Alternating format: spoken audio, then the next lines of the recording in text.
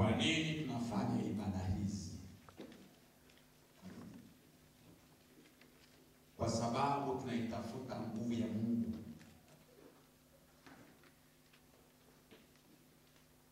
Kwa nini tunaitafuta nguvu ya Mungu? Kwa sababu hakuna jambo linaloweza kutokea bila nguvu. Halipo.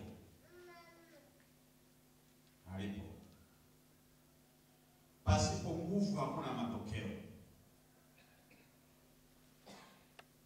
Kwa hiyo nguvu ndiyo inawezesha jambo litokee, lolote lile, liwe jema au baya.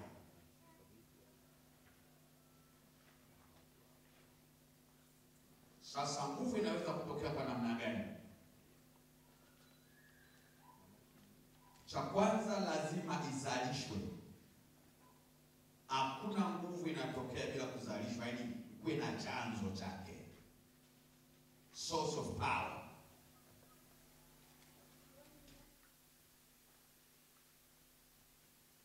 Kwa hiyo nguvu lazima iwe na chanzo kinachotoa, inazalishwa kwenye asili yake. Kwa hiyo ni muhimu sana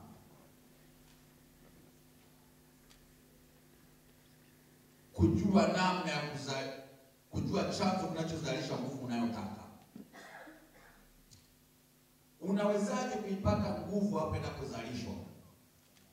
Lazima uwe umeunganishwa, ndio nikaita fungamano, connection. Kwa hiyo nguvu kama uzalishi wewe mwenyewe, lazima ujue namna ya kufungamanishwa, kuunganishwa na kile chanzo ambacho kinazalishwa hiyo nguvu. Ndio maana akasema mtaweka mikono juu ya wagonjwa na watapata nini? Kupona. Kwa hiyo mwenye nguvu ya uponyaji anafungamanishwa na ibada ya maombezi kwa mgonjwa. Kwa hiyo mgonjwa anahitaji kufungamanishwa na mtu ambaye ana ile nguvu ya uponyaji.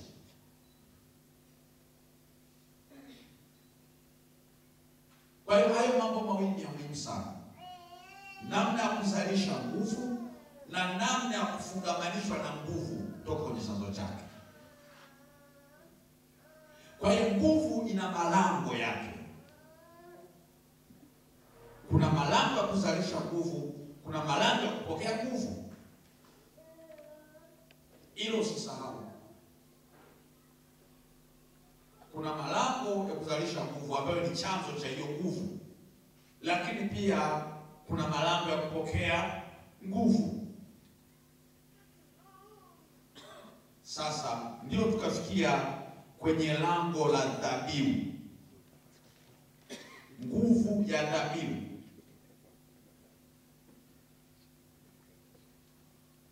Sehemu ya pili. Nguvu ya dhabihu. Sehemu ya kwanza tuliangalia mambo kadhaa ya msingi, tutapitia haraka haraka kwa wale ambao hawakuwepo. Mtanaandika kwa haraka haraka, wale walikuwepo unayo. Nguvu ya dhabihu kama lango. Cha kwanza tuliangalia maana ya dhabihu. Maana ya dhabihu. Tukaona dhabihu ni nini?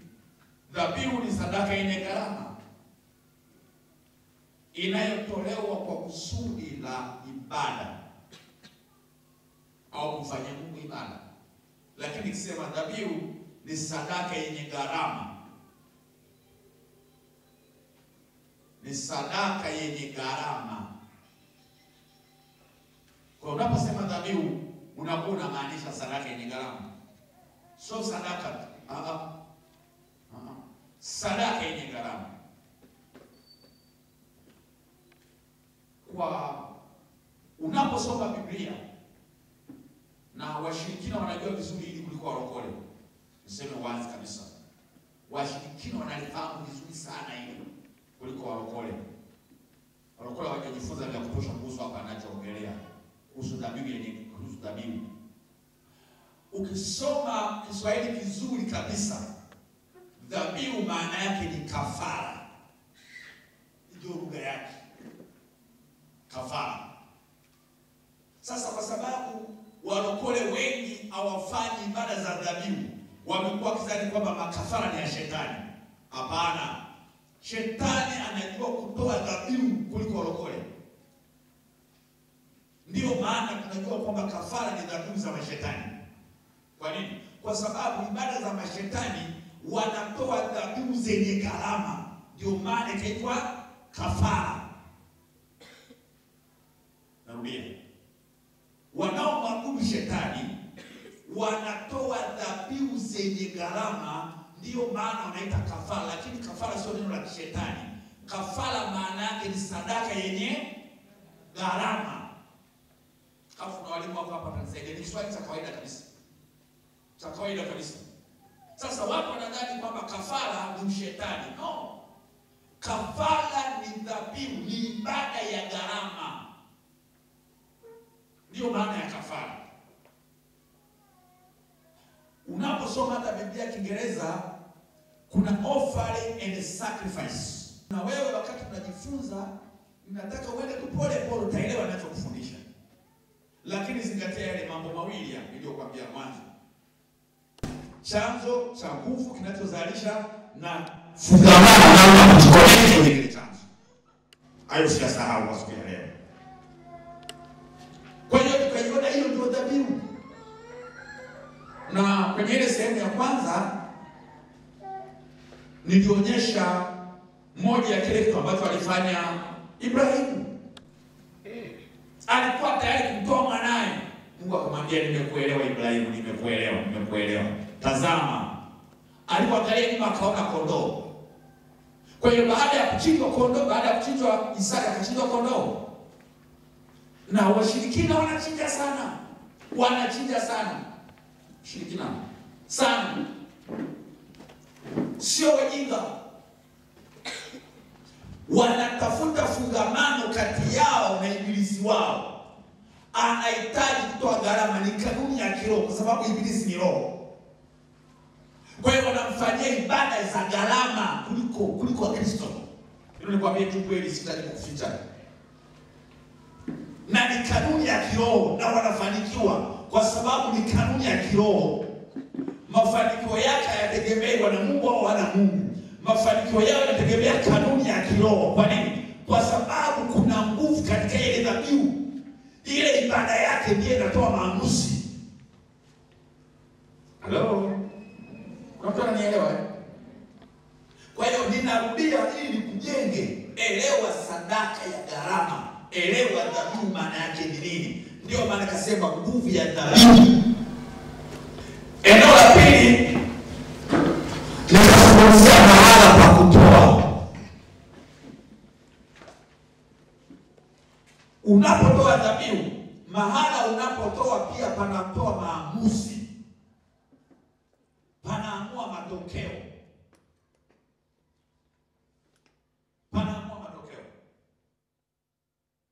Ambapo sehemu ya kutoa dhabihu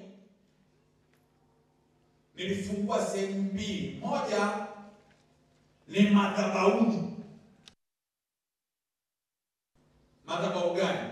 Ambalo kwa jina la huyo unayefanyia dhabihu linakaa. Kwa hiyo tegemea unatoa madhabahu ambalo hilo jina linakaa nani? Ambapo jina la Mungu linakaa. Hiyo ndiyo madhabahu ambapo jina la Mungu linakaa. Kutoka 20:24 utaona ushahidi. Lakini pia Kumbukumbu ya Torati 12:10 mpaka 11.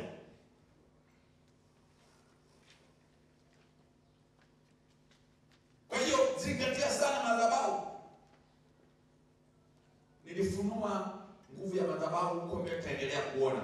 Maana tutakuwa tunapata wageni ambao pia hawaelewi. Tutakuwa tunafundishana pole pole. Kwa hiyo tutakuwa tunaona kama narudia, lakini lengo uelewe. Usilipuke bila kuelewa. Madhabahu.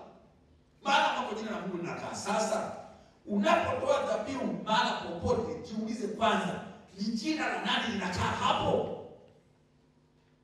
Ndio maana kule kijijini kwenu wanaenda kuchinja mbuzi makaburini. Kwa nini? Maana jina la mizimu linakaa kule.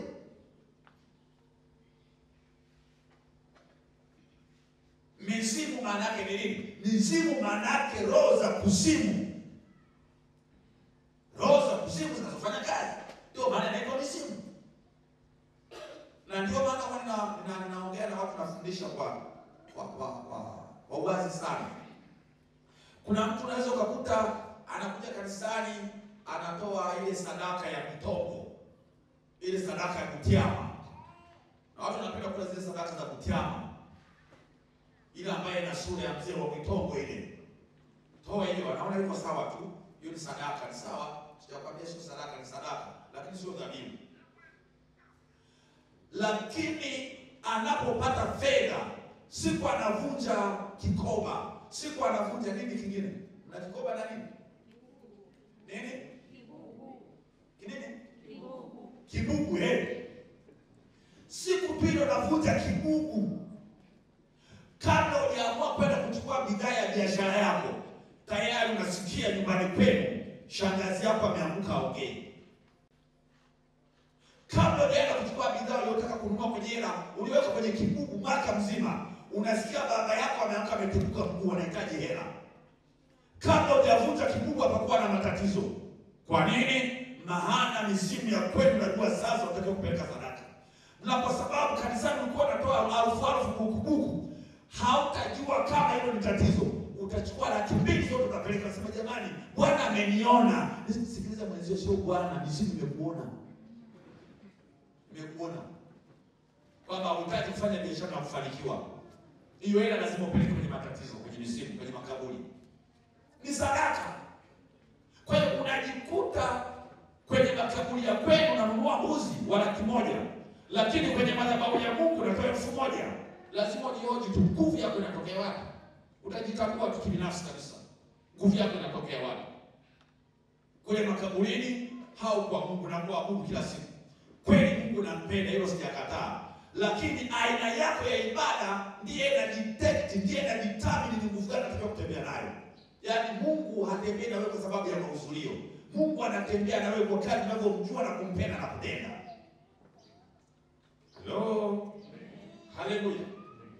Kwa hiyo mahala pa kutoa. Unaposoma ule mstari wa 13, Mungu anasema usitoe sadaka yako kila mahala. Mfano, hebu soma Hesabu 17:11 tuone. Soma Hesabu 17:11. Ninarudia tu lile somo lake.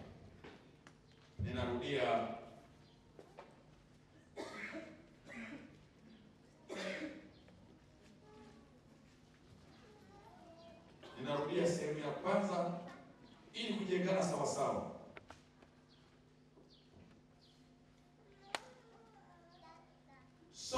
Soma kabla ya Hesabu, soma Walawi 17:7.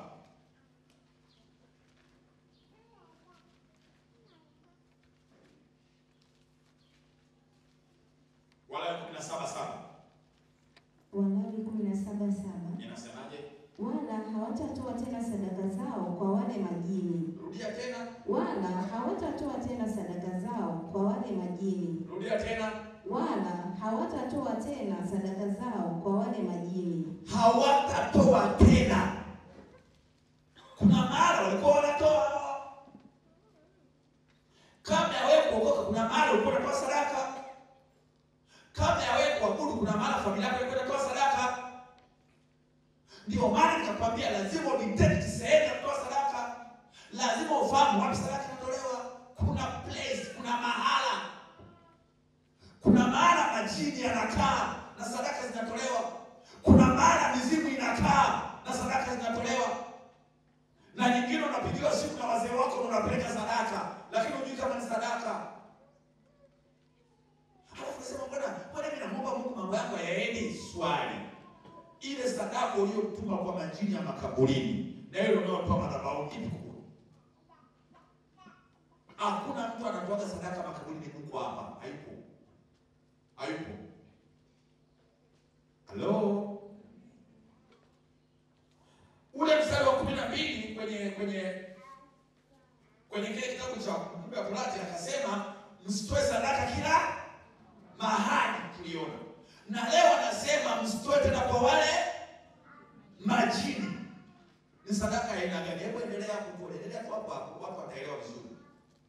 Ambao huwafuata ili wafanye uasherati nao. Ambao huwafuata ili wafanye uasherati nao.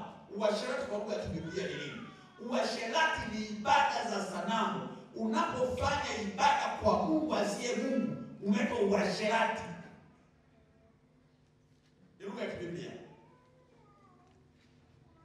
Ukisoma Biblia, watu waliofanya ibada mapangoni kwenye miti mikubwa walisema wanafanya usherati na miti. Watu walioabudu miti waliambia wanafanya usherati na miti. Halo, haleluya. Kwa wale wanandoa pia tutafundisha ndio maana ya usherati. Usherati ni nini? Unafanya ibada ya ndoa na madhabahu sio kwa ya kwako. Ndio maana usherati. Unalala na madhabahu sio yako, usherati. Unashiriki ibada ya ndoa na mtu sio wako. Ni hivyo hivyo, unatoa sadaka kwenye madhabahu sio ya Mungu, ndio usherati. Hello? Na kuweka sawa. Lakini pia jambo la bii yake, kutoa kwa watumishi wake waliobeba agano la madhabahu. Tukamwona Ibrahim alipotoa kwa kuhani Melkizedeki mahala pa kutoa. Napitia ile sehemu ya kwanza. Tukaona kwa nini Walawi 22:14 na Hesabu 18:18. Unaweza ukatoa dhabihu kwa mtumishi wako. Inategemea dhabihu nilizitaja ni ya namna gani, ni ya agizo, ni ya nadhiri, ni ya sheria. Unaweza kuitoa.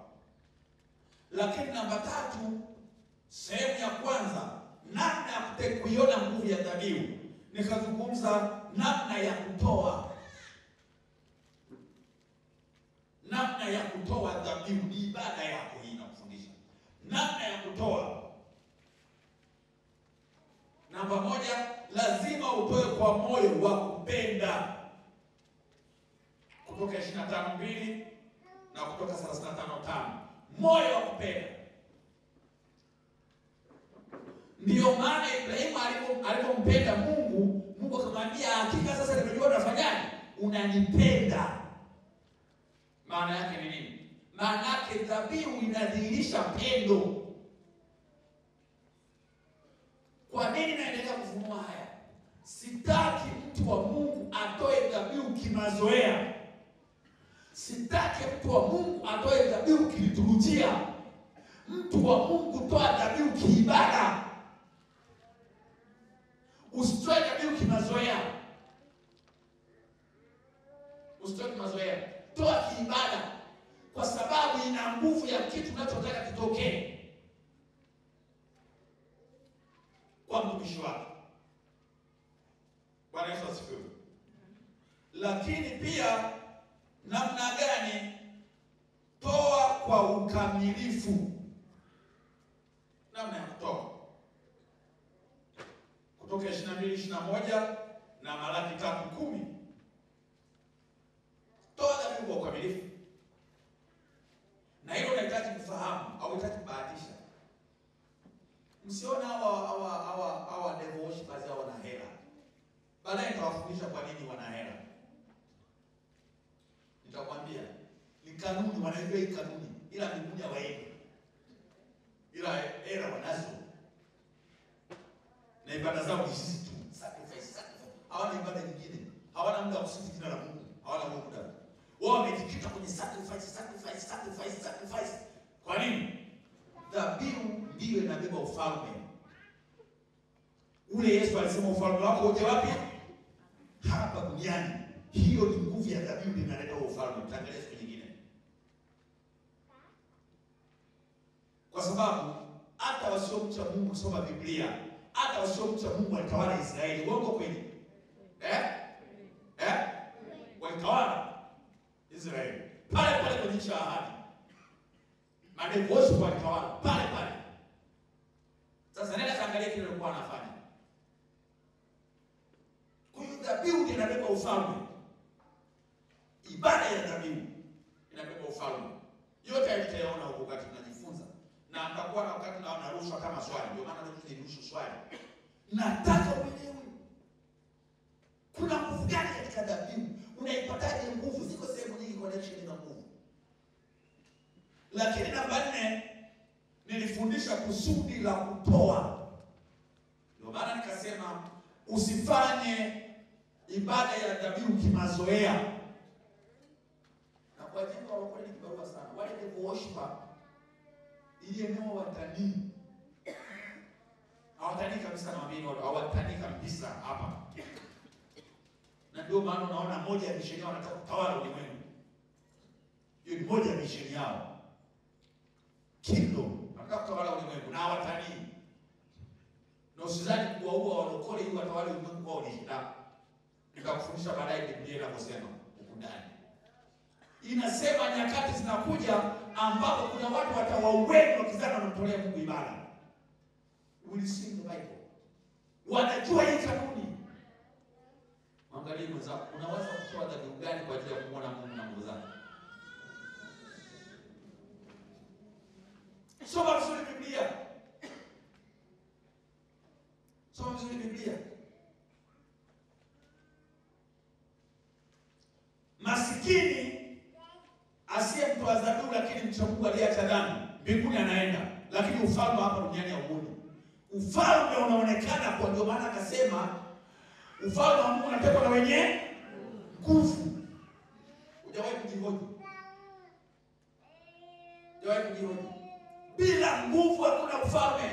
Na ndio maana nataka nifunue nguvu ya ibada yako ya dhabihu as a source of your power, as a connection of your power. Hatutoi kumsaidia Mungu. Hapana, Mungu anahitaji msaada wako. Hatutoi kusaidia kanisa. Kanisa sio la mtu. Kanisa ni mwili wa Kristo. Kristo sio maskini. Hatutoi kumsaidia mchungaji. Mchungaji sio maskini. Anatakiwa kuinuliwa na Mungu wake anayemtumikia. Tunatoa ili kumfanyia Mungu ibada, kupata connection ya nguvu ya dhabihu ambayo inatupa ufalme hapa duniani. Nipigie makofi kama unaelewa ninachoongea. Weka hiyo kwenye ufahamu wako. Ombea hiyo. Ombea hiyo. Simama, jiconnect kwenye hilo. Jielekeze kwenye hilo. Iko nguvu ndani ya dhabihu. Tena ya wazi kabisa. Usishangae kuona worshiper wanatoa kafara watoto wao. Hiyo ndio sacrifice. Hiyo ndio dhabihu sasa. Angalia kwanza, kunaona wajinga. Mwambie mzee, naona wajinga. Mwambie utaona wanatawala ufalme pale pale ambapo unafanya biashara, utaona pale pale. Na ndio maana nasikia tu wanauliza, mna nini nyie? Kwa nafikiri wanamaanisha nini? They see no kingdom power. Kwa hiyo nataka kuongea nini kwa lugha nyepesi? Dhabihu, ibada ya dhabihu, hii ndio biashara ya ufalme wa roho. Narudia, ibada ya dhabihu ndio biashara ya ufalme wa roho. Ukitaka kufanya biashara ya ufalme katika ulimwengu wa roho na kuiona faida, lazima ufanye ibada ya dhabihu ukiwa hapa duniani. Ukitaka kufanya biashara ya ufalme wa roho na kuona uko hapa duniani, lazima ufanye ibada ya dhabihu. Ukitaka kufanya biashara ya ufalme wa roho hapa duniani na kuiona heshima, lazima ufanye ibada ya dhabihu, sio maombi. Sio maombi. This is kingdom business. Hello. Hallelujah. Kwa hiyo lazima ujue kusudi la kutoa. Nilifunua kwenye ile sehemu ya kwanza ambayo ni nini? Namba 1 ni kumfanyia Mungu ibada. Namba 2 ni kutii agizo la Mungu wako. Hata kama unaelewa au uelewi, lakini maadamu Bwana ameamrisha do that, then mkumbushe Bwana katika jambo lako.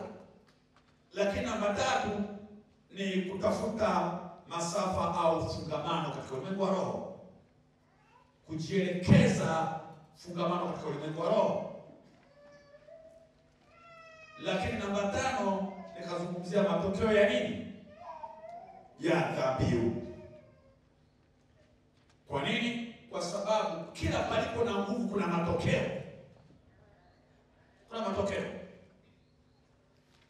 Kila palipo na nguvu kuna matokeo. Sasa kwa nini tunajifunza ibada ya dhabihu ya utoaji na kujitoa? Jambo la msingi la kuelewa ni nini? Ni kwamba kwa sababu tunatafuta fungamano na Mungu, kwa sababu tunatafuta ibada na Mungu, Mungu Baba yeye mwenyewe ndiye mtoaji namba moja. Yes. Yes. Mungu Baba mwenyewe ndiye mtoaji namba moja. Mungu Baba mwenyewe ndiye mtoaji namba moja. Mungu. Nadhani kama giza limetimizwa kwenye akili na moyo wako utanielewa vizuri sana. Nataka uelewe Mungu ni mtoaji, ndio. Mungu ni mtoaji. Na ndio maana nikaanza kufafanishia kwamba kutoa dhabihu ndiyo inaamua wewe kuwa mfalme. Ndiye inaamua ukuu. Sasa Mungu ni mfalme, ndio yeye anatoa. Halo. Sikuta niliona tuongea. Maana nimesema nguvu ya kutoa dhabihu ndiye inaamua ufalme. Sasa Mungu ni mfalme, yeye anatoa. Ndio. Ndio, anatoa. Mungu mwenyewe anatoa kuonyesha ufalme wake. Kuonyesha ukuu wake. Kuonyesha ubaba wake. Anatoa. Mungu anatoa nini? Namba moja, Mungu mwenyewe alikuwa wa kwanza kutoa miliki zake kama urithi wetu. Mungu mwenyewe ndiye mtoaji wa kwanza. Hii itakusaidia kuelewa kile tunachoongea. Kwa hiyo unaposema unatafuta fungamano na kutoa dhabihu, kwa hiyo unapotoa dhabihu unatoa kwa mtoaji. Unapomtolea Mungu dhabihu unamrudishia aliyetoa. Ndio maana unatafuta connection, unatafuta fungamano, unatafuta masafa ya ukuu wake. Tunaelewana tunachoongea? Unamtolea Mungu ndio ili nini? Kutafuta fungamano, ile sababu ya tatu. Kwa sababu yeye mwenyewe ni mtoaji. Kwa nini? Kwa sababu pendo hufuata pendo. Nguvu hufuata nguvu. Na ufalme unakuwa na urafiki na ufalme mwingine. Niongee neno huu. Niongee neno huu. Iko hivi. Unaweza kuishi maisha ya dhiki sana. Kuna aina ya marafiki utakao kuwa nao kutokana na aina ya maisha ulionao. Narudia. Sikiza vizuri tu. Kama unaishi maisha ya kuuza mihogo ya kuchoma, kuna aina ya watu watakuwa karibu nawe kutokana na hiyo biashara. Ndio. Ninataka kufungua tu vizuri sana. Kuna watu watakuwa nao. Na kuna aina ya wateja watakayokuwa nao kutokana na hiyo biashara. Na watakuwa ni rafiki zako wazuri sana. Kwa nini? Maana level yao ni muhogo choma, pilipili na maji na kachumbari. Hiyo ndio level ya utawala. Na utakuwa nao rafiki kabisa. Na kuna watu watakapanda hapo kila siku wanapita wala waje kununua hapo. Sio level yao, sio kiwango chao, sio ukuu wao, usiwaseme vibaya. Useme wanalika, tone, lokole, useme wanalika. Wewe kama unajivunia mihogo na pilipili choma, jivunie level yako. Sio Kenya wako. Lakini wakati unaenda ulikuwa unachomea barabarani. Ikafika hatua mwanao mmoja amemaliza shule akakupa milioni 1, ukajenga kibanda, ukaweka feni. Aina ya wateja watakao kuwa wanaingia sio wale walikuwa wanakuja pale nje. Sio wale. Nataka kuonyesha ukuu wa kilicho nacho. Ndio maana nimekuja kwambia Mungu ni mtoaji. Sikiza vizuri. Lakini ndio mwanao kaenda Marekani kwa sababu unapenda biashara, akakufungulia cafe. Naongea neno gumu. Muogo ule uliokuwa unauza pale chini shilingi 100, pale ndani ya Carrefour utauza shilingi 500 na watu watanunua. Level of kingdom power. Wale walikuwa wananunua 100 ndio nguvu yao. Waliweza kuconnect na wewe kwa 100 yao. Lakini sasa wanaoungana na wewe ni wale wanaoweza kununua muhogo 500. Ndio maana ukienda kwa Mchaga soda ni 500. Ukienda kwa Mwaya soda ni buku. Ukienda uwanja wa ndege soda ni 2000. Na kote zinanunuliwa na soda ni ile ile. Inategemea connection ya ufalme wako.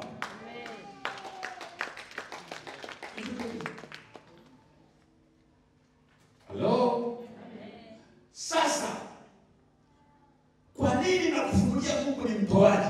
Ninataka wewe ujitambue. Wewe connection ya biashara yako na share na nani? Maana anayenunua kwako ni mteja wako. Anayetoa kwako ni mteja wako. Kwa hiyo unapokuwa unatoa dhabihu yako, ina maana wewe ni mteja wa ufalme wa Mungu. Hello? Mtu anaelewa anachofundisha? Na kuna nguvu kutokana na aina ya ule ushirika kati yako na Mungu. Niongee jambo hapa. Niongee jambo. Ukifanya biashara yako, rafiki yako akiwa mwenyekiti wa serikali ya mtaa, hakuna mtu atakusumbua. Lakini akija mkurugenzi wa jiji anabomoa. Lakini akiwa mwenyekiti wa serikali ya mtaa, hawakubomolei mtaani. Ila kila mkurugenzi wa jiji anafanyaje? Anabomoa. Lakini kama rafiki yako ni mheshimiwa waziri wa viwanda na biashara, mkurugenzi abomoe biashara yako. Hata kila kubomoa, habomoi. Mtu apiga simu, huko anaanza kubomoa, kwa kujenga mara fulani. Ni simu moja tu, migambo anabomoa kote, wanakwambia tufunga hapo sifungue siku hiyo. Habomoi mtu. Kwa sababu connection yako iko juu. Ndipo naongea na mtu mmoja apate uelewa. Sadaka ya dhabihu yako na kuconnect mahali pa nguvu yako. Is a connection. There is power in sacrifice. Iko nguvu hapo. Ndio inaifunua. Kweli sadaka tunatoa, lakini tunaelewa tunachofanya. Na kuna watu wengine wajanja sana sawa wahidi hao. Wajanja kweli. Wengi kabla hajafanya biashara anaangalia nani mwenye nguvu wakati huo kulingana na level yake. Kama ni kwenye mkoa hapo, anamfuata mkuu wa mkoa, anamkamata mkuu wa mkoa, anamkamata na mwingine, anamkamata na mwingine, anamkamata na waziri mmoja. Alafu anaanza kufanya biashara. Alafu anaambia wekeni share yenu kidogo hapo. Usisani wajinga. Kama ana mabasi, anamtoa ameshare. No. Unapiga kelele mabasi anania waidi, unasema sio ya mahindi, sio ya waidi hayo. Ni ya waziri mkuu. Mwambie mzee unataka waziri mkuu. Sio mikono mkuu. Sasa sasa hizi hela katoa wapi? Hela katoa wapi? Hapana. Kuna watu wameamua kutoa sadaka kwa waziri mkuu mwenye zamana ya hela ili biashara yao iende. Wewe unakuwa ukiconnect na mbingu, lazima ufalme wako uonekane. Mtu anaweza kukusustain unapofanya kazi na mawaziri, wanadamu wenye dhambi, wanaolala kwa makaba. Iweje unafanya biashara na ufalme alafu kuna kitu kinatokea? Mwambie mtu mmoja kuna kitu hajakielewa bado. Nguvu ya dhabihu. Nguvu ya dhabihu. Connection. Fungamano. Mungu ni mtoaji. Twende tuone utoaji wa Mungu ili uone maana ya wewe kufungamana na kutoa dhabihu kwa Mungu. Twende tuone Mungu ni mtoaji. Mungu mwenyewe ni mtoaji. Cha kwanza Mungu alifanya nini? Cha kwanza Mungu alitoa miliki zake alizoziumba kwetu sisi kama urithi. Ushahidi Mwanzo 1:27-28. Mungu ni mtoaji. Mungu ni mtoaji. Mwanzo 1:27-28. Mwanzo 1:27-28. Mungu akaumba mtu kwa mfano wake. Kwa mfano wa Mungu alimuumba. Mwanamume na mwanamke aliwaumba. Mwanamume na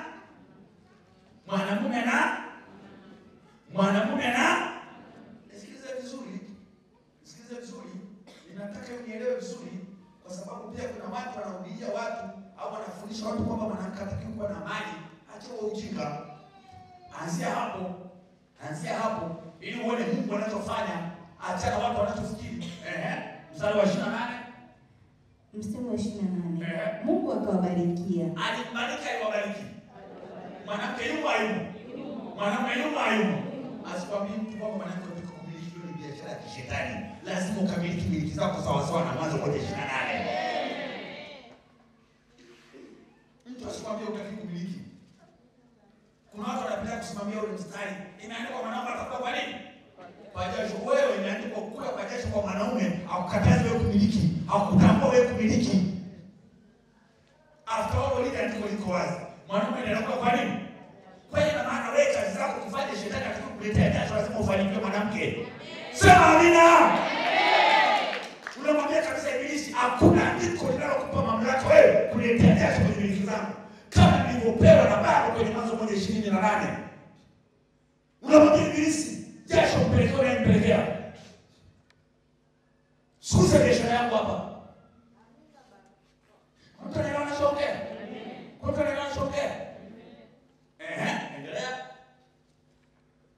Akawaambia, zaeni mkaongezeke. Multiplication, maongezeko.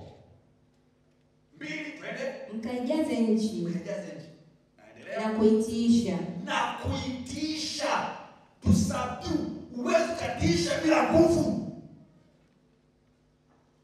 Hebu mwangalie mtu mmoja. Mwambie unaona Mungu anatutupa lakini. Mwambie hivi hapo unaona tunachopewa? Kwa hiyo mamlaka kutisha tumepewa na Mungu. Mungu ametoa ya kwake anakupa wewe. It's good. Wow. God is authority. Anatoa na wapa. Mkatiishe. This is authority. Endelea. Mkatawale samaki wa baharini. Mungu anatupa utawala wake, hawakuwa nao.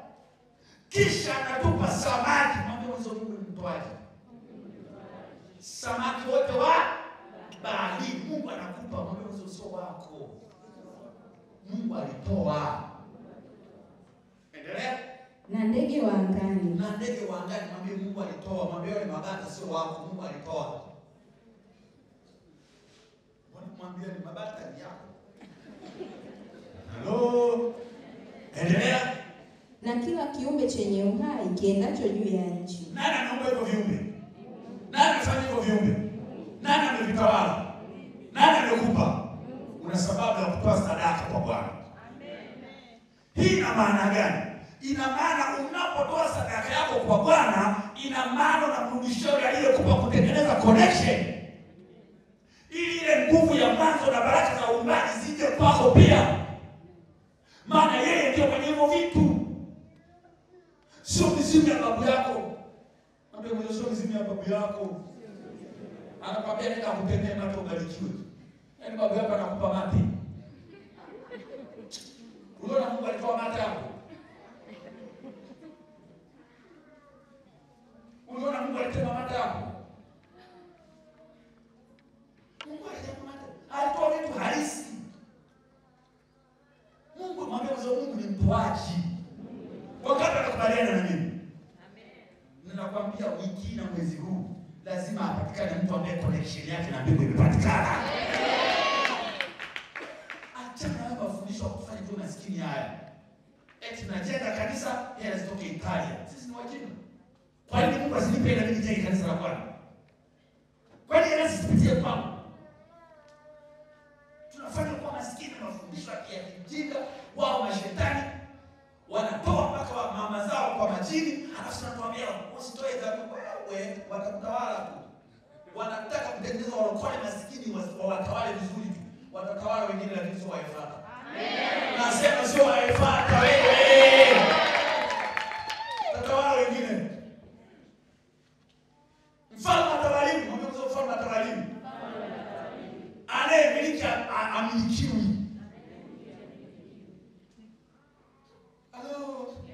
Mwambie mwanzo usijinyongeshe. Wewe ndio kanisimamia. Mwambie wacha ujinga. Kuna mwanamke gani alimo hapo kwenye uumbaji? Kuna mwanaume gani alimo kwenye uumbaji? Mwambie jiandae kufungamana kwa dhabihu yako na Bwana, utaona baraka zako. Haleluya. Haleluya.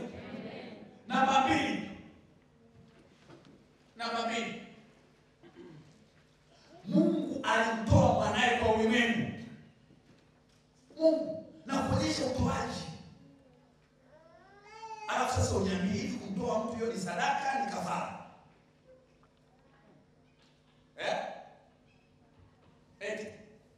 Kumtoa mtu ni sadaka ni kafara? Mambo hiyo ni kafara, lugha nzuri tu kabisa.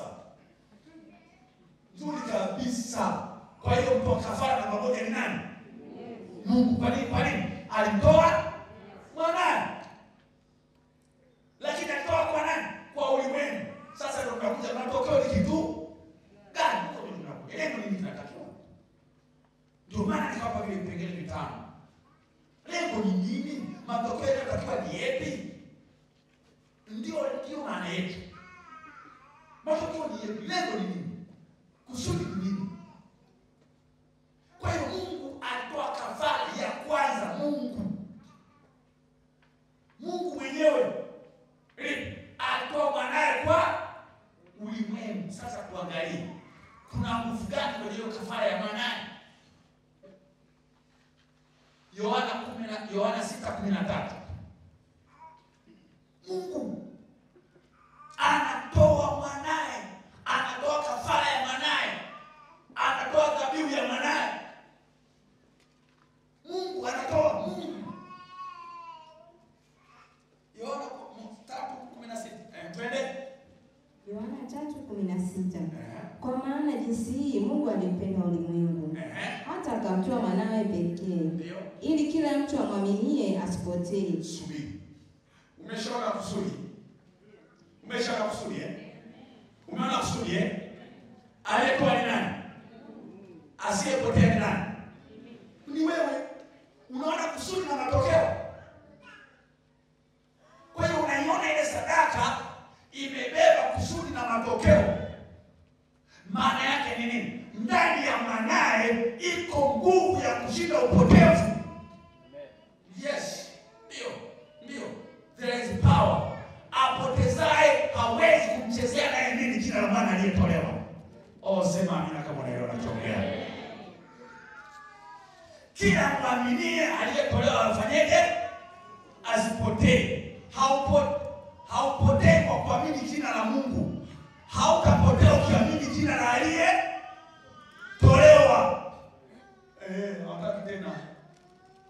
Hawataki tena. Yaani ukiamini jina la Mungu utapotea. Kwa nini? Kwa sababu hata shetani anataka kuitwa Mungu, lakini shetani anakubali kuitwa Yesu. Ndio. Ukisema tunamwamini Mungu kupotea ni rahisi sana. Kwa nini? Kwa sababu yeye mwenyewe anasema mimi Bwana Mungu wako sabini Mungu mwingine. Kwa hiyo Mungu mwingine ipo inaitwa Mungu. Mmoja wapo ni Dagoni, wa pili ni Baali, wa tatu ni Subuhana.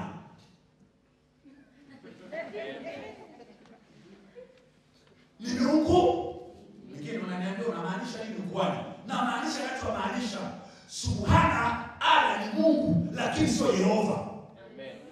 Ndio. Kwa nini? Yehova anasema Yesu ni mzaliwa wangu wa kwanza, lakini ala anasema mimi sina mwana wala mtoto. Sasa ni Mungu mmoja huyo. Tusiende huko turudi kwenye Zaburi.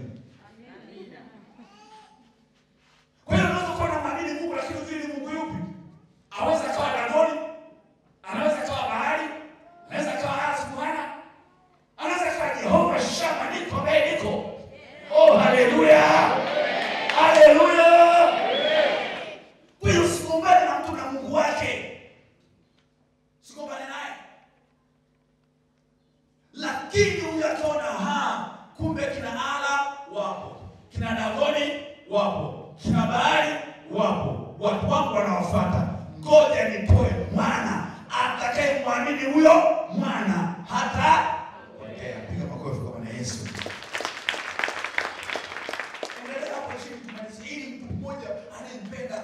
Jehova Shama wake hatue namna ya kuwa anafanya connection ya ibada yake ya dhabihu. Twende. Bali awe na uzima wa milele. Kwa hiyo tunaona nguvu ya uzima wa milele iko ndani ya sadaka ya mwana. Ambaye ametoa Baba mwenyewe, Mungu mwenyewe, Muumbaji mwenyewe. Shetani ni mjanja sana. Kuna watu waelewi. Ile siku shetani anamwendea Yesu anamwambia, wewe ndiye mwana wa Mungu, twende huko mlimani. akamfikisha mlimani, akamwambia, unaona hizi fahari zote za ulimwengu, nisijudie nitafanyaje? Nitakupa. Mwambie na yeye shetani anatoa. Lakini anataka wewe utoe ibada yake kwake. Hatoi hivi hivi, mwambie kwa shetani hatoi hivi hivi. Mpaka umpe ibada. Ndiye anakupa. Hello?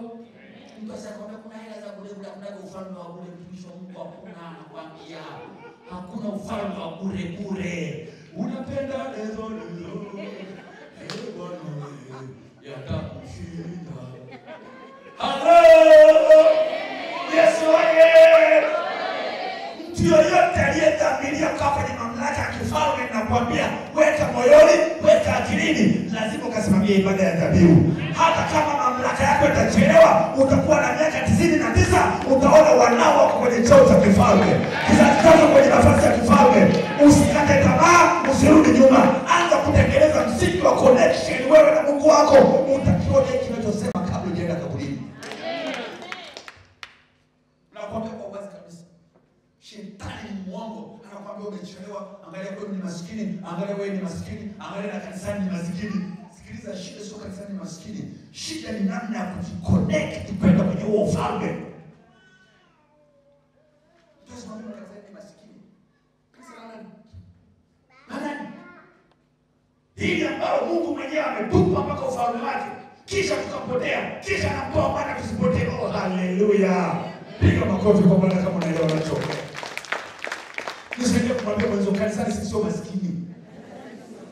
Mwambie sisi sio maskini. Na wala sisi sio watumwa. Mwambie ni watumwa kwa Bwana wetu, lakini wafalme katika dunia hii. Piga makofi kama unaelewa unachoongea. Kwa hiyo Mungu ni mtoaji. Alitoa mwanae. Malizi yako chini. Ili waone nguvu iliyoko kwenye utoaji wa mwana.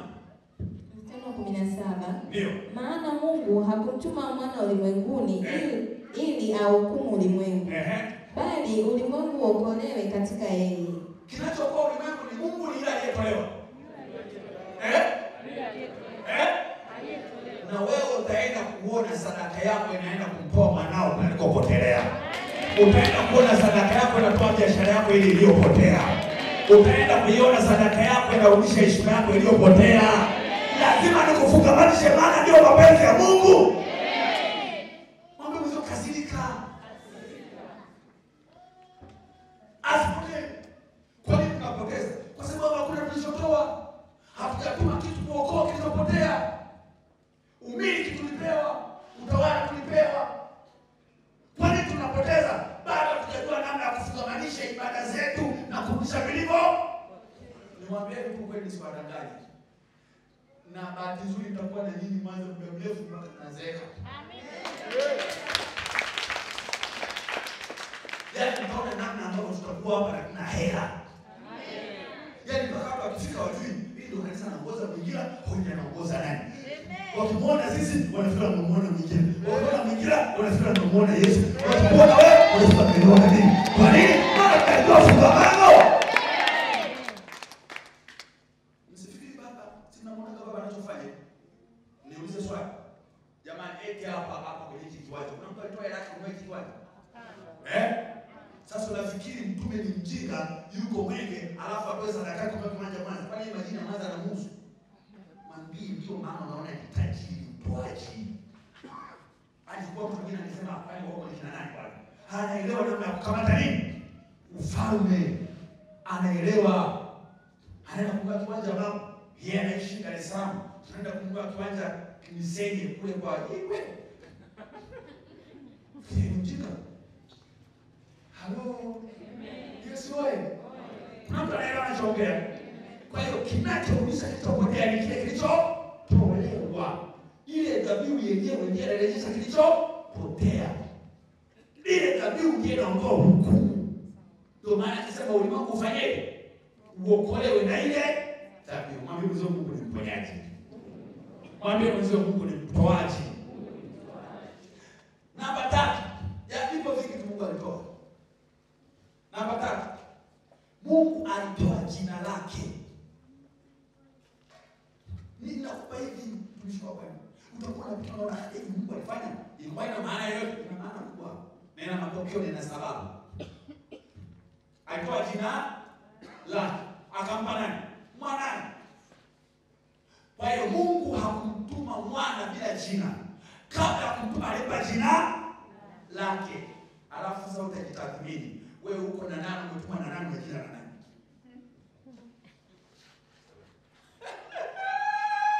Hello. Yana wageni kwanza mtanipenda mpaka kwa roho. Mtanipenda tu. Huyu ni Mungu. Na niongee na wewe kabisa katika roho. Usizani haya maandiko ni kama bahati mbaya. Ni mpangilio huu. Mwambie mwanzo ni mpango mkakati. Mwambie ni mpango mkakati wa Mungu. Alikuwa mbele kuna shetani, alikuwa mbele kuna mizimu, alikuwa mbele kuna waasi, alikuwa mbele kuna giza, alikuwa mbele kuna wapotezaji. Akasema wakati wao wanapanga kupoteza, mimi napanga kukomboa. Hii ina maana gani? Pale ambapo uovu ulipokusudiwa, ndio pale neema imekusudiwa kutokea kwako. Mtu anaelewa anachoongea? Kwenye mipango ya Mungu, ukiwa connected na Mungu, ukiwa na fungamano na Mungu, ukiwa na nguvu ya Mungu, wakati adui anapanga mipango, anakusudia uovu, saa ile mbingu anakusudia ukombozi. Ndio. Narudia. Unapokuwa connected na Mungu, unapokuwa na ushirika na Mungu, unapokuwa na ushirika na mbingu, wakati adui anapanga, anakusudia uovu, saa ile mbingu inakusudia ukombozi. Wakati wanapanga ajali ufe, mbingu zinapanga ukombozi. Tunasema hakika huyu ni Mungu kwa ajili ya ajali. Only this for nini kinatakiwa connection, fungamano. Na kwa mfano mmoja, Ruth alitembea na jina la Ibrahimu. Nani anakumbuka? Atembea na jina nani? La Ibrahimu. Akaenda Sodoma, akaenda Gomora, akakaa na jina la nani? La Ibrahimu. Alafu Sodoma yote wakatenda nini? Dhambi. Kumbuka Ibrahimu alikuwa anatoa sadaka namba 1 ikiwemo dhabihu ya mwanae. Unakumbuka? Wale malaika wanaambia kaangamiza Sodoma, hawakupitiliza. Walianza kwa nani? Kwa Ibrahimu. Ndio mwanzo connection. Unatembea na jina la nani wewe? Jina la nani? Hakuna mahali nimesoma kwamba Ruth alikuwa alimtoa nini? Zabibu. Lakini Ruth alikuwa anatembea na jina la Ibrahimu baba yake. Ndio maana kile Ibrahimu alikuwa anamwambia Ruth anafanya. Ruth akatajika kama Ibrahimu. Mpaka wafanyakazi wa Ibrahimu wa Ruth wakaanza kugombana na nani? Na Ibrahimu. Ibrahimu akamwambia wewe Ruth, hawa wafanyakazi wako wanagombana na wakongo wanagombana huko machungani. Sasa sikiliza wewe, nenda upande ule kule. Alikubali akakataa. Mwambie mzee unatembea na jina la nani? Shida sio uko wapi, shida unaenda na jina la nani? Hebu kuniambie mimi kwenye nchi ya Tanzania mimi nitapwaya. Mimi ni pwaya. Siwezi kupwaya wakati najua jina nalo nalo. Ninakwambia mtu wa Mungu, nisikilize vizuri sana. Ndio maana tunaniona kama najibusti. Kwa nini? Kwa sababu mafanikio yangu yategemea naishi Arusha, mafanikio yangu yategemea naishi Chalinze, mafanikio yangu yategemea naishi Msoma, mafanikio yangu yategemea nimezaliwa Itaro, mafanikio yangu yategemea pale nilipo nimeenda na jina la nani? Kama Ruth alienda na Ibrahimu, na wewe nenda na Efata. Sema haleluya. Nisaidie kwa mtu mmoja, mwambie mimi naenda na jina. Mwambie mimi naenda na jina. Haleluya. Ninawajeni katika msingi wa Mungu. Atakaye kuona wewe itakuwa kama aliyemuona mtu amemuona Ibrahimu, aliyemuona Suleiman amemuona Daudi, aliyemuona Isaka amemuona Yakobo, aliyemuona Yakobo amemuona Ibrahimu, aliyemuona mimi amemuona Bikira, aliyemuona Bikira amemuona Yesu. Lazima uelewe naenda na nini.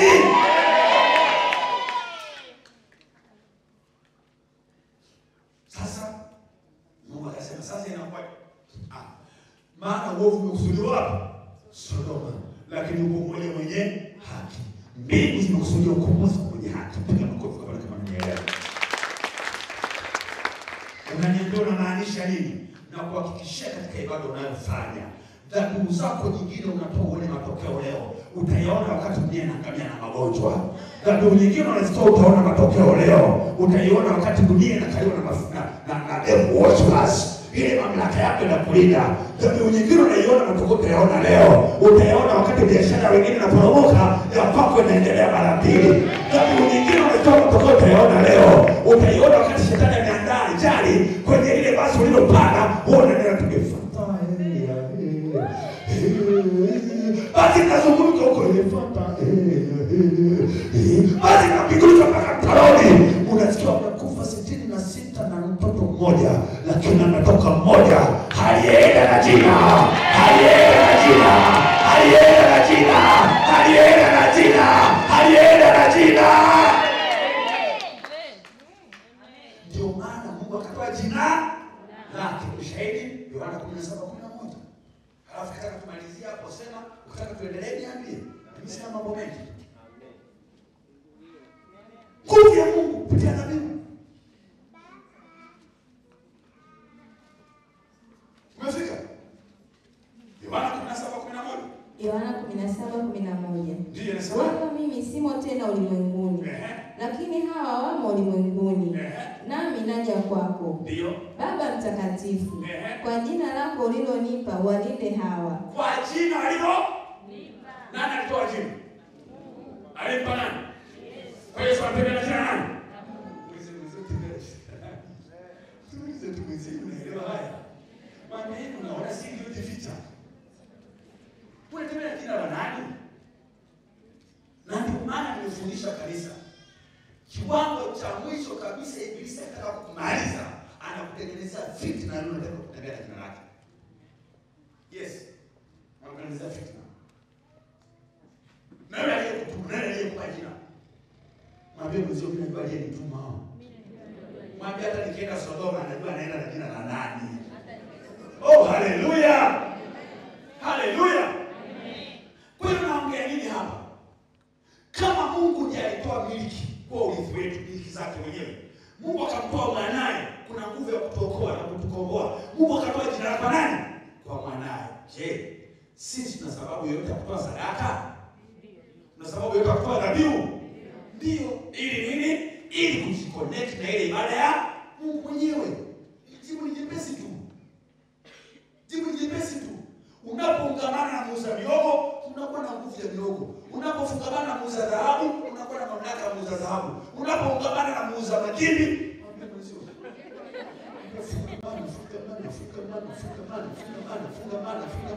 fungamana. Leo nilikuwa hapa, nilikuwa naangalia na ile tarehe ambayo siku baba anafika Arusha, amenunua ndege. Nikamwangalia. Nikasema yeye mzee alitume mimi Arusha. Alafu yeye anatembelea ndege. Alafu mimi natembelea Noa. Mambo gani haya bwana? Sema ngoja aje. Nikaenda zangu mahala nilikuwa na hela yangu ya kulimia shamba, nikachukua milioni 6 nikampelekea. Sikutaka maombi. Hata naongea baba mzee, sikutaka maombi. Mimi baba hajawahi niombea. Sikutaka maombi. Nikachukua milioni 6 nikamwambia mzee, unarudi Dar es Salaam, hiyo ndege tia mafuta ile hapo. Tia mafuta kwa hiyo ndege.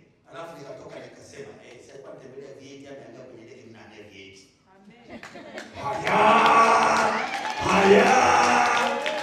Na ndio maana kwangu vieti haziwezi kukatika. Kwa nini? Maana zimekuja kwa jina la aliyenituma. Na achilia la kwako. Na achilia la kwako.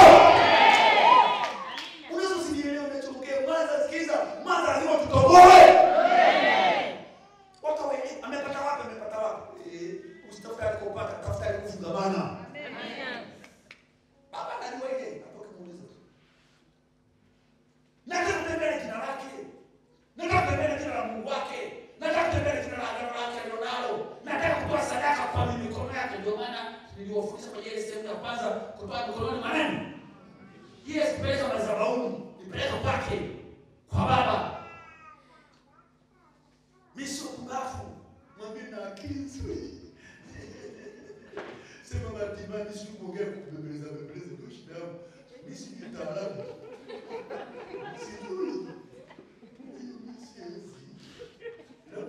ongea tu bubu, ndio bubu, ndio tunapozea bubu. Kwa sababu ngome mengine nataka uone bubu ya bebelezeki haya. Afisa akisukuma yao bebelezeki ndio pia mambo.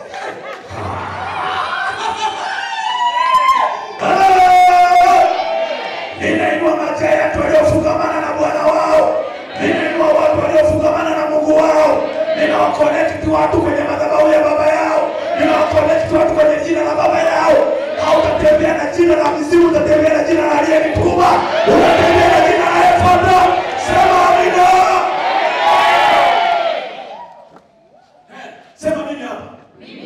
Natembea na jina la aliyenituma.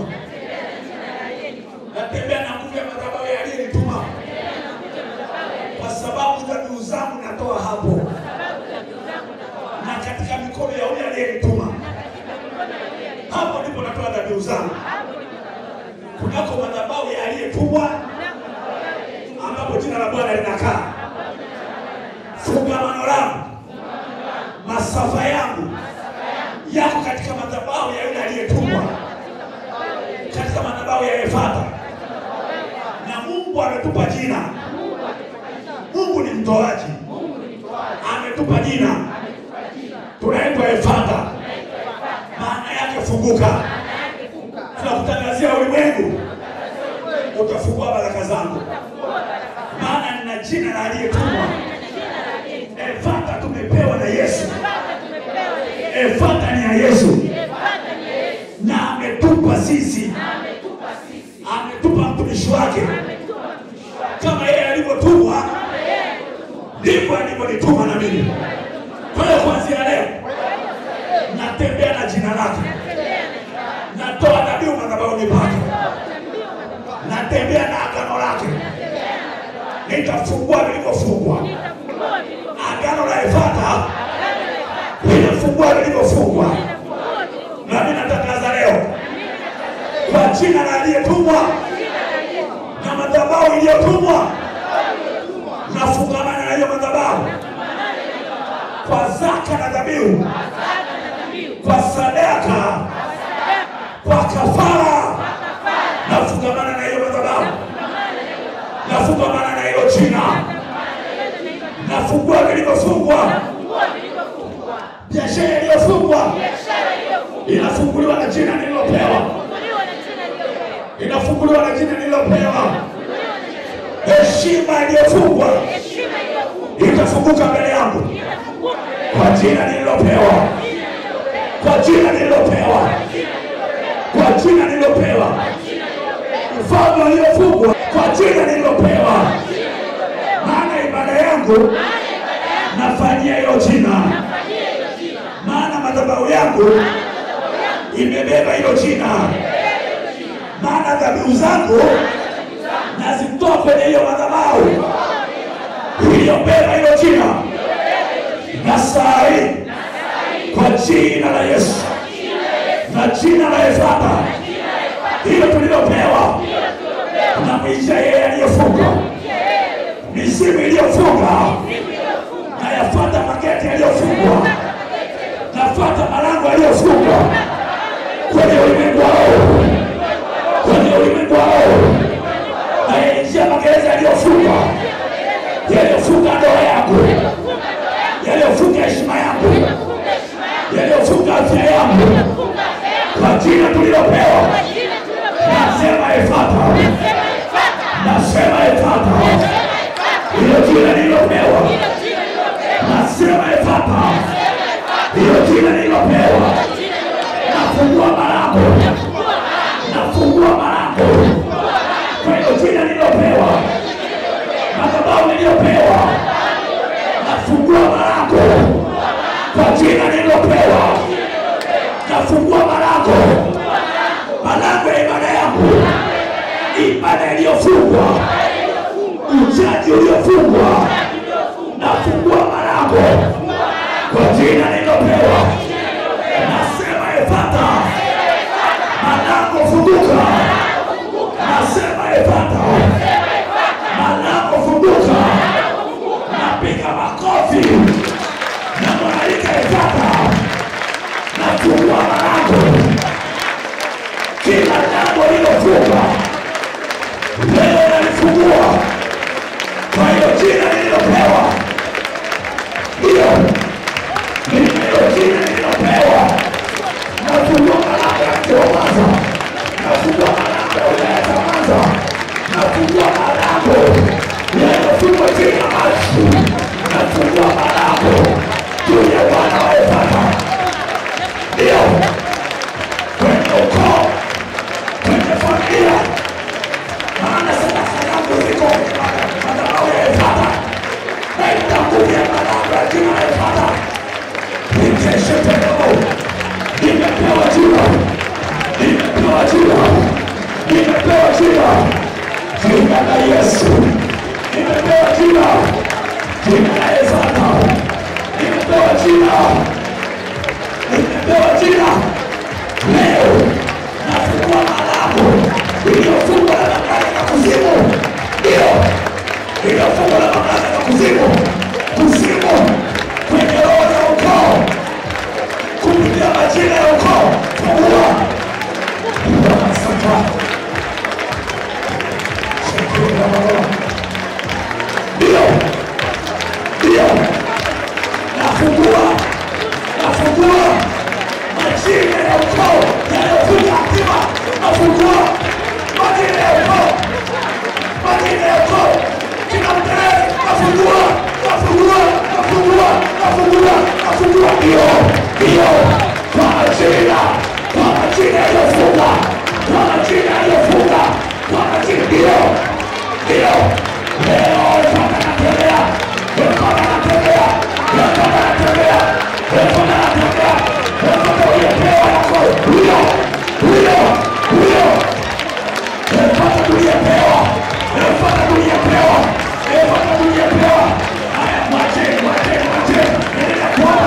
Fungua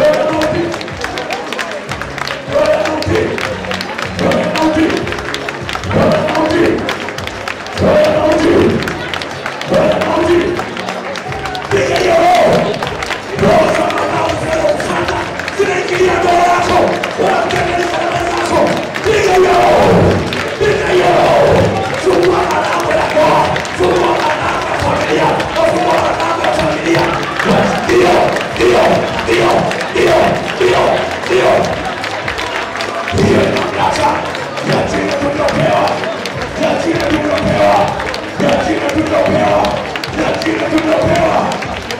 Tunafungua malango, tunafungua kila malango ya giza, ya majina ya wazee, ya majina ya miji, ya majina ya mababu. Ndio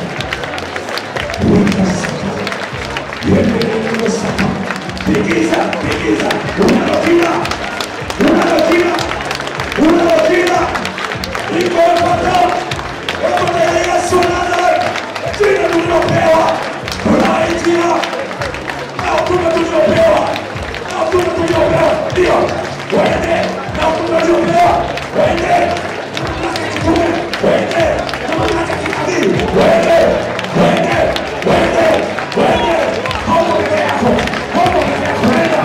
nenda, hapo ndio, nenda, unaojina, nenda,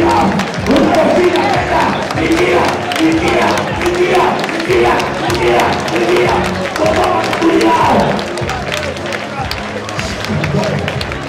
Leo ndio kila lango la kuzimu, leo linabomolewa,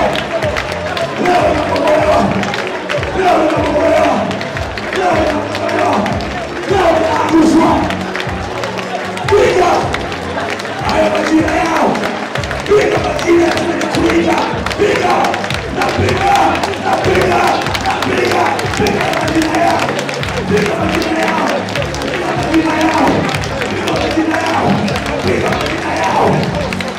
Yes.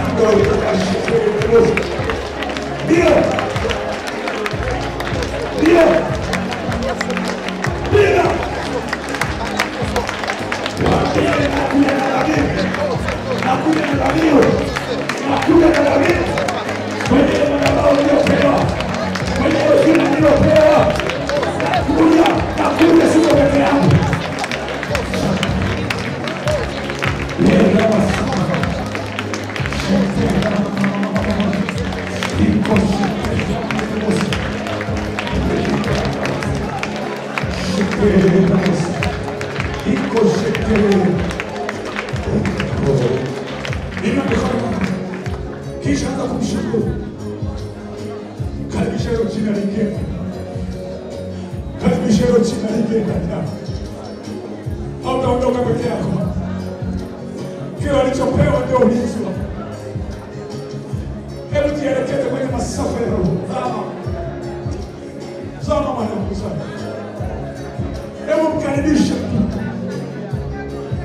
Karibisha hilo jina. Kama waliingiza mikosi jina linaenda kufungwa.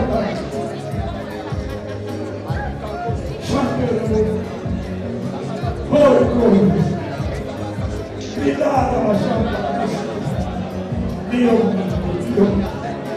Karibisha hilo jina na ndio.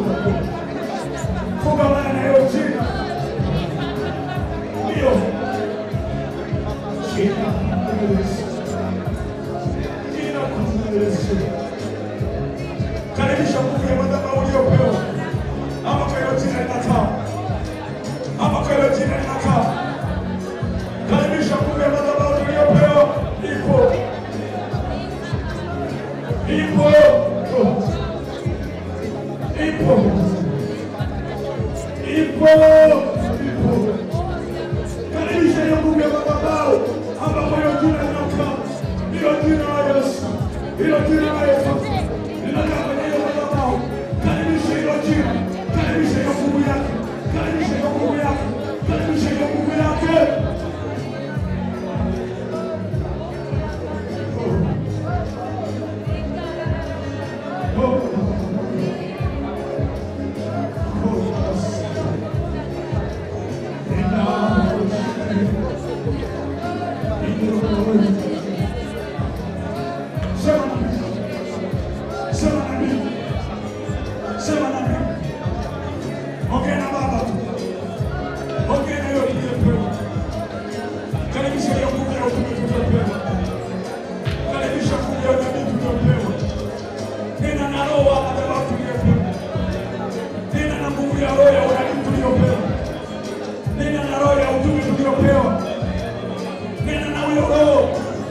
Jielekeze kwake tu.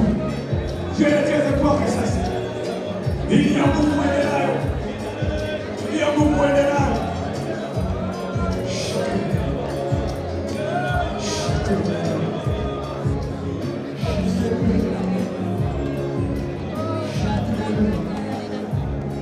Mwalike. Karibisha tu. Karibisha tu. Ndio. Ndio. Ndio. Mama yanakupokea. Mama yanakupokea. Mama yanakupokea. Huyu anaingia. Huyu anaingia. Huyu anaingia. Huyu anabadilisha. Huyu anaingia. Huyu anaingia. Huyu anaingia. Huyo. Huyo. Huyo. Huyo. Huyo. Huyo. Huyo.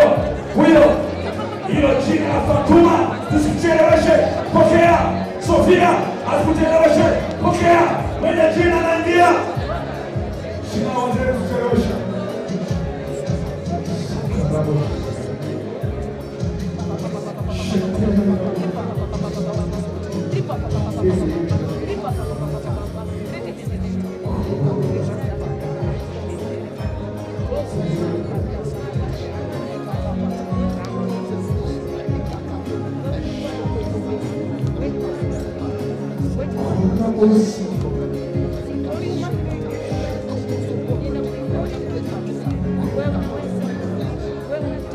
Katika uwepo wa Mungu, shika ndugu yako katika madhabahu. Ukiwa unachukua kile unachotaka kutoa.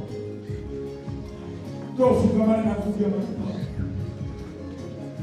Mahali ambapo jina la Mungu wetu linakaa. Mahali ambapo jina la Mungu wetu linakaa. Pita kunako madhabahu. Na dhabihu yako.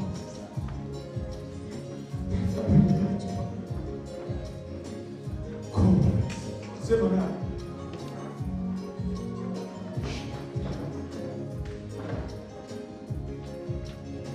karibu baba. Sema.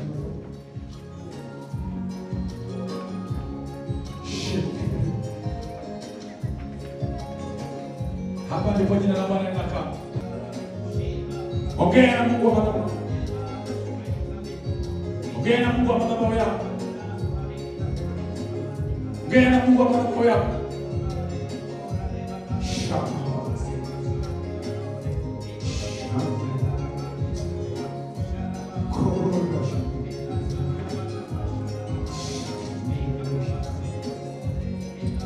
Asante Bwana. Pokea Bwana.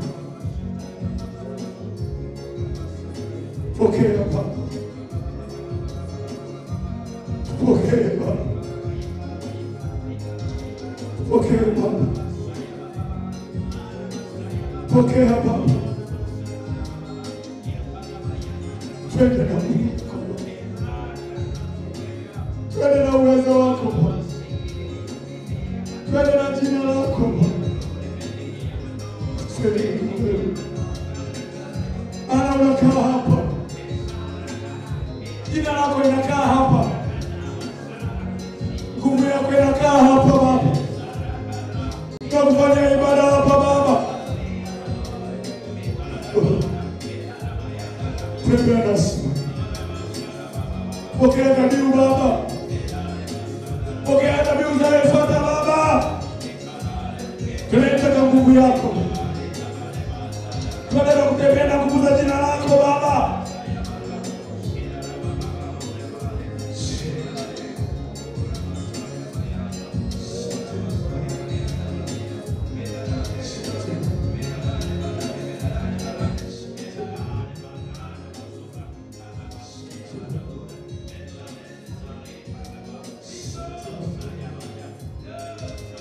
Hapa ndio maana pa nguvu zetu Baba. Wewe ndio unasema tumiliki. Wewe ndio unasema tutawale. Tunamiliki kwa jina lako. Tunatawala kwa jina lako. Tunaheshimu kwa jina lako. Nenda nasi Baba. Nenda na Efata Baba. Tuna wewe Aprili. Nenda nasi Mei. Nenda nasi Mei Baba. Mwezi wa ibada yako tupokee Baba. Tunaifungua Mei kwa dhabihu. Tunaifungua Mei kwa dhabihu. Tunaifungua Mei kwa dhabihu Baba. Tunaingia Mei kwa dhabihu. Tunaingia Mei na jina uliotupa. Na Efata uliotupa. Na utume uliotupa. Na unabii uliotupa. Na Joseph mtumishi wako uliotupa. Na mamlaka uliotupa. Tunafungua kwa dhabihu Baba. Hatuna mwingine Efata. Ila ile jina linalotulinda. Hatuna mwingine Efata. Bali jina la Yesu linalotulinda. Asante Yesu. Asante Baba. Asante Baba. Asante Baba. Asante Baba. Asante Baba. Simama kisha shikana mikono yetu. Tunamwendea Mungu na tukiwa na pendo la Mungu. Tutakaa katika pendo la Mungu. Shikana mikono kuonyesha pendo la Mungu.